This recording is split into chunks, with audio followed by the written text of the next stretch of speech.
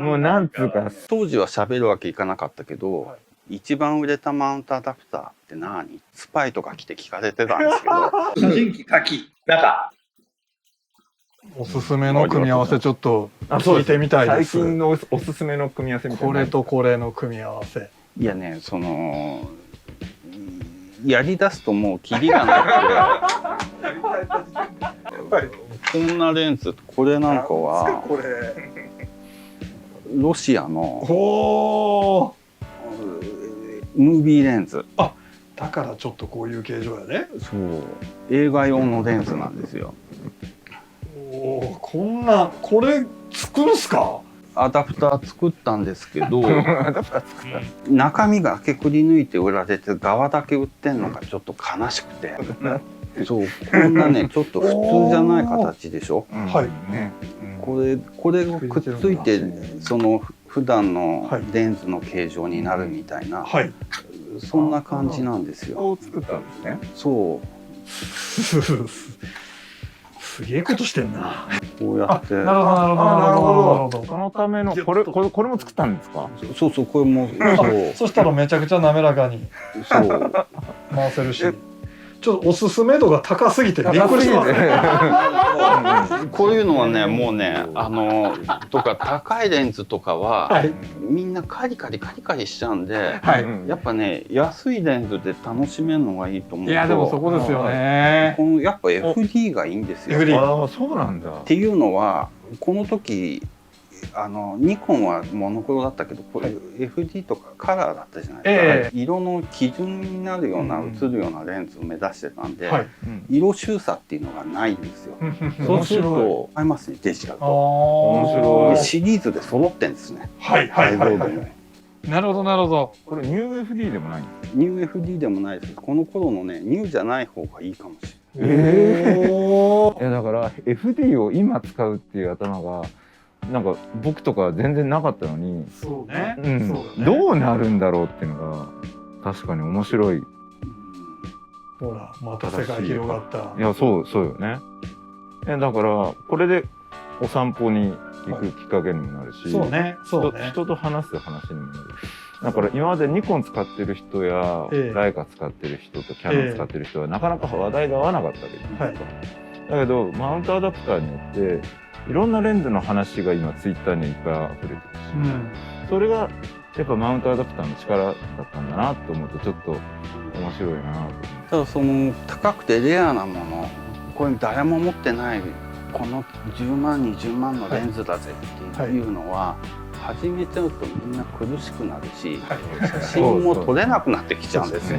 こんな重いレンズどこに持ってくんだみたいな。だから2、3本安く揃えられて、マニュアルフォーカスのレンズだっていうのを触れてもらえばいいなとは思いますね。すげえいい回になった。いやこんなんじゃ済まへんで多分この話。そう写真機、書き、中。今柿島さんがちょっとカールツアイスでマウントアダプターつけてるんですけど、なんかこうそれを見ながらちょっと2人で話してるとこ見たいな。なるほど。いわゆる中華製のマウントアダプターの電子接点付きをつけてて、なるほどなるほど。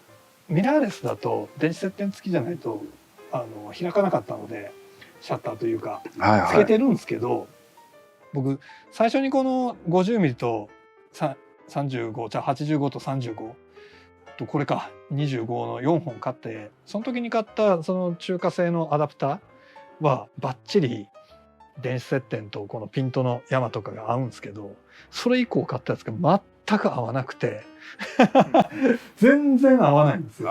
電子接点付きってことはフォーカス8ってことですよね。そうですね。はい。それはねフォーカスシステムが EOS の 5D いつだったかな、いつちょっと変わったんだよね。なるほどなるほど。ある時期またいでこっちの仕様も変わってるんですけど、でももう今からこれがどのキャノンに合うのかってもう分かんないですよね。そういうことでか。なるほど。もし新しい要素に対応してるようなアダプターになってるところが可能性がある。それで EOS のその接点付きアダプターとかは結構出回ってたんですけど、ミラーレスが出てからやっぱねその勢力がなくなってきたから、衰退してしまったっていうのがあるんですよ。接点が金属の面に触れてるんですね。だから一度なしのやつに、梱包用の薄いテープみたいなのを貼って絶縁処理して、それでちょっと一回試してみるといいかもしれない。いや、カッキーみたいにこうツァイス、コンタクスツァイスを EOS とかに現行の EOS とかにつけるっていうのは結構メジャーな方ですかね。ただフルサイズになってからミラーに当たるでしょ。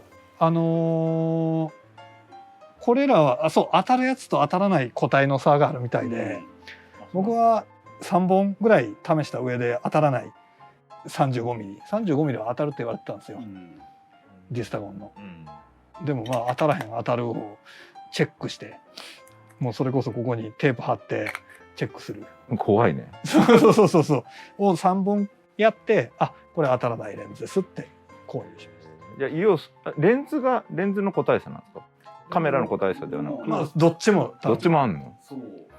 だからね、やっぱね、それはね、もう EOS 使いたいのは分かるんですけど、そのレンズセットによってカメラは使い分けるみたいな形にはなってきてますね。なるほど。ミラーレスっていうのはやっぱりこうミラーレスになってからオールドレンズはこうマウントアダプターによって使い勝手が良くなったんですか？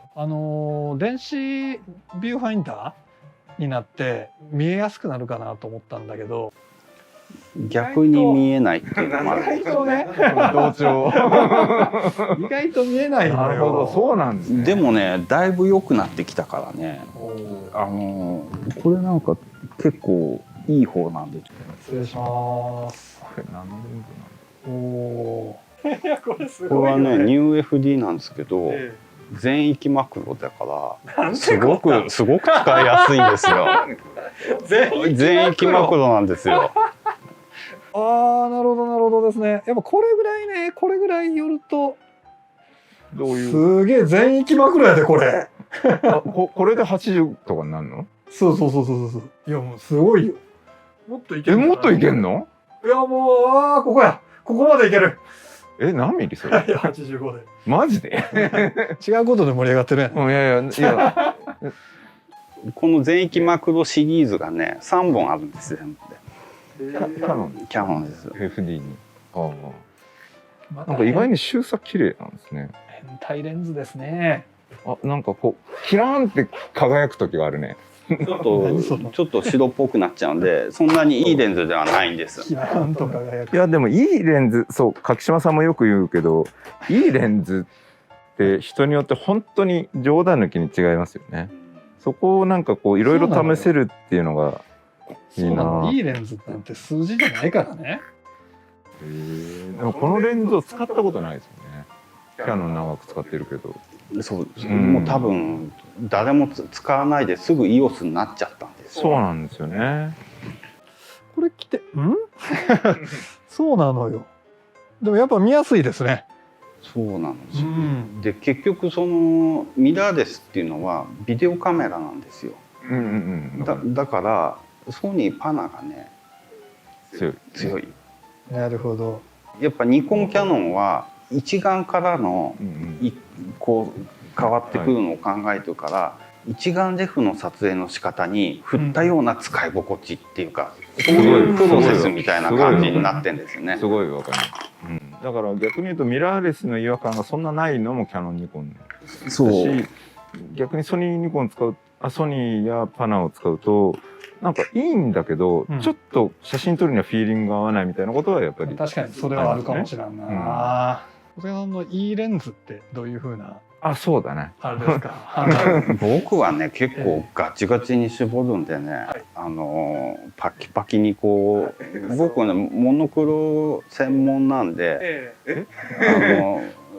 開放付近も使わないから。そうなんですね。そうだからしかも35ミリと50ミリ2本あったらもうあといらないんでね、あんまりね撮ろうと思うとね、そんなにレンズは使わないんですけど、35と50だったら十分そうね。でもいろんな35ミリがあるから増えていくわけなんですけどいろいろなレンズを試してらっしゃる。試してるけどやっぱ使いやすいのはちゃんとピリッとしたやつが使いやすくて、はい、普通にこういうのとかそうですね。あと、普通にいいレンズが出てきた。これなんかねすごくいいレンズなんですけどあんまり知らない。高和さん高和さんですか。あらまあ高和のこれ何につくんですか。産業用レンズなんです。産業用なんだ。いいレンズってこれ出てきたんだけどでもなんかすげえ覗いてみたい感はある。確かに。そうなんですよね。コーアって昔は繊維メーカーだったし、なんかバンテリンだとかだけじゃなくていろいろな事業をやってますもんね。実はね、サイスコーアと世界で2位の光学メーカーなんです。そうなんですか。はい。今も？今も。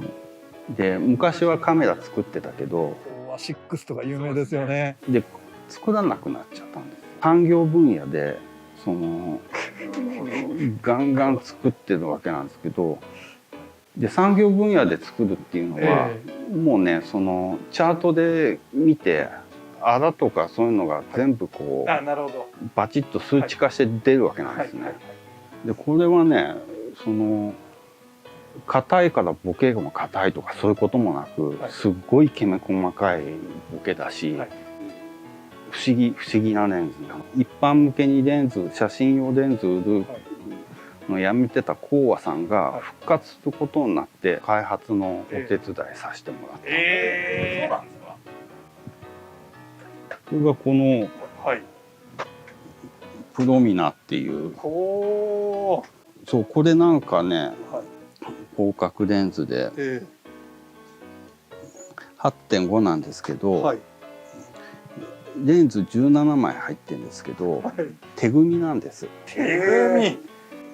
生産ラインで機械でレンズを置いていくなんていうことしてたら、性能出ないよっていう世界。なるほどね。この歪み加減とかはちょっと。いろんなカメラが出てくるの面白いですね。下からスッと出てきたからね。どこから出たの？なるほど。そうだからね、やっぱ覗いた人、プロならプロほどびっくりするわけなんですよ。おかしいですよね。何かがおかしいね。こんなレンズあっていいわけないみたいな感じで。あれですね。今のはいいレンズについての説明です。そうです。いいレンズって人によって違うんだなっていう典型ですね。そのいいレンズ作るためには。我々のイメージもクリアしないと、なるほど、そこには向かっていかないんだよ本当はっていう話ですね。レンズの良さっていうのはいろいろある。ちっちゃい方がいいっていう方もいればね、改造感がガチンきてるやつが本当にいいレンズだっていろいろあるでしょうけど、愛着が湧くものがいいかもしれないですね。それはね、この話聞くとね、やっぱすごい興味が、興味があるし説得力がありました。写真機書き中。マウントアダプターをホームページで見た限りだとすごい特化してらっしゃる。そうですね。中古カメラ屋になりたかったんですよ、若い時っていうか30代ぐらいの時に。ホームページとかを作って名前を挙げてきたら銀一の裏側入れてあげるよというような話をいただいたんですね。そううまくいかないじゃないですか。世の中。それでね、ちょうど重なったのがロシアカメラブームだったんですよ。なんか因縁めいてるな。なるほど。でロシアカメラブームでいい状態のものがいっぱい仕入れることができたんですよ。そもそもそのアダプタっていうのは向こうの人たちはペンタコンとかそういう自国のカメラが壊れちゃって、プロの方がレンズ資産だけ残ってるっていう状態に陥るわけですよ。日本のカメラに自国のそのレンズだけ余っちゃったものがつけれたらいいなって、そういう需要から面白い。そこからこうアダプターっていうのが出てきて、チェコとかね、ポーランドとかね、いろんなところから売ってて、そこが多かったんですね。フォビオンが最初に出た時に、シグマですね。はい。でその時はシグマのレンズなんか誰も持ってなかったんですよ。その時に国産で目いっぱい精度のいいアダプターを作ろうっていう動き、はい、そのネット上で3人集まって、そのネット上なんですそうです。秘密結社みたいな。SD マウント用のアダプター作ったんですよ。はい。でそれが世界中に売れたりとか。面白い。やっぱみんな試したかったんですね。多分そのフォビオンの SD9 が売れた数売れたんだと思うんですよ。なるほどなるほど。すごい面白い。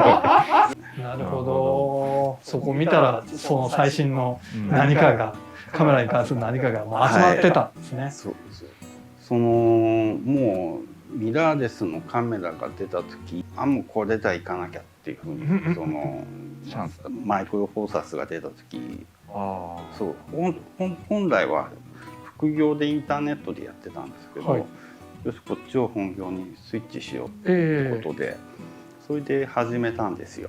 すごい先見の明といいますか、時代にちゃんと合わせて変化されてるというか。マイクロフォーサスの最初に作ったのが今まで使われなかったライカとキャノン FD とペン F だったんです。なんかすごいラインナップ。そうですね。でもみんなが欲しがってた。メイドで全部取引僕らはしてて、もう使ってくれた人がもうみんなとメールやり取りしてたんで、意見がものすごくこう、なるほど、情報が集まってる、はい、そう。でもなんか今聞いてもペン F のレンズや FD っていうのはどちらかというと何でしょうね、広くこう流通してる中古カメラの中でもこうマイナーな部類にも聞こえてしまうんですけど。そうですね。ただマニアックな人たちが行くところっていうのがそこなのと、FD に関してはもともとプロ用のレンズだったじゃないですか。だけど EOS になって切り捨てられて、もう使い道がなくなってたわけですよ。逆にあんだけ現場で、じゃあ FD だってずっと使われてたレンズが一気に使われなくなったってことですよね。マイクロフォーサスなんて出たけど他の業者さんもいたんですけど、ノーマークだったんですよ。だから、出すもん世界初になるから、どんどん作ってねってそういうことだった。不人気レンズの救世主だったわけですよね。もう一回表舞台に出してくれたわけやから。当時は喋るわけいかなかったけど、今言えたのは、マイクロフォーサスとかの時代に一番売れたマウントアダプターって何ってよくスパイとか来て聞かれてたんですけど、ミノルタなんですよ。ミノルタ MD が一番売れたんですよ。すごい意外ですね。でしょ。なるほど、それはすごいデータですね。はい。なるほど、面白い。なんでミノルタ？そうなんでミノルタなのかっていうと、やっぱり一番こう売れなかった。そう、自分が家に持ってて中古でこう手放せなかった、価値がなかなかったってことだ、さっきの話ですもんね。だけど愛着があるから手放せなかったでもあるわけね。MUK カメラサービスさん、小菅さんに協力いただいて、マウントアダプターの楽しさをぜひ皆さんに味わっていただきたい回になりました。じゃあ皆さんも興味があるレンズ使ってみてね。